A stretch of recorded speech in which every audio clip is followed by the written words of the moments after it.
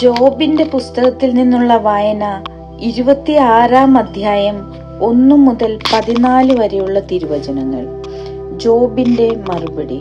Job പറഞ്ഞു, ശക്തിയറ്റവനെ നീ എത്രമാത്രം സഹായിച്ചു, ബലഹീനമായ കരങ്ങളെ നീ എപ്രകാരം രക്ഷിച്ചു, ബുദ്ധിഹീനനെ നീ എപ്രകാരം ഉപദേശിക്കുകയും എത്ര ഉദാരമായി യഥാർത്ഥ വിജ്ഞാനം പകർന്നു കൊടുക്കുകയും ചെയ്തു. ആരുടെ സഹായത്തോടെയാണ് നീ വാക്കുകൾ ഉച്ചരിച്ചത്? ആരുടെ ചൈതന്യമാണ് നിന്നിൽ നിന്ന് പുറപ്പെട്ടത്? അധോലോകത്തിലെ നിഴലുകൾ വിറകൊള്ളുന്നു, ജലവും അതിലെ ജീവികളും പ്രകമ്പനം കൊള്ളുന്നു.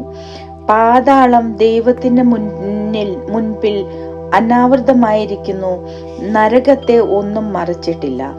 ശൂന്യതയുടെ മേൽ അവിടുന്ന് ഉത്തരദിക്കിനെ വിരിക്കുന്നു, ഭൂമിയെ ശൂന്യതയുടെ മേൽ തൂക്കിയിട്ടിരിക്കുന്നു.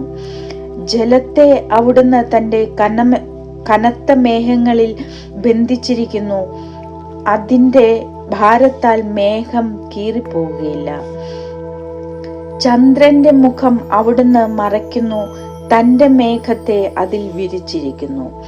പ്രകാശത്തിന്റെയും അന്ധകാരത്തിന്റെയും അതിർത്തിയിൽ ജലോപരിതലത്തിൽ അവിടുന്ന് ഒരു വൃത്തം വരയ്ക്കുന്നു. ആകാശത്തിന്റെ തൂണുകൾ കുലുങ്ങുന്നു, അവിടുത്തെ ശാസനയാൽ അവ ഭ്രമിച്ചു പോകുന്നു.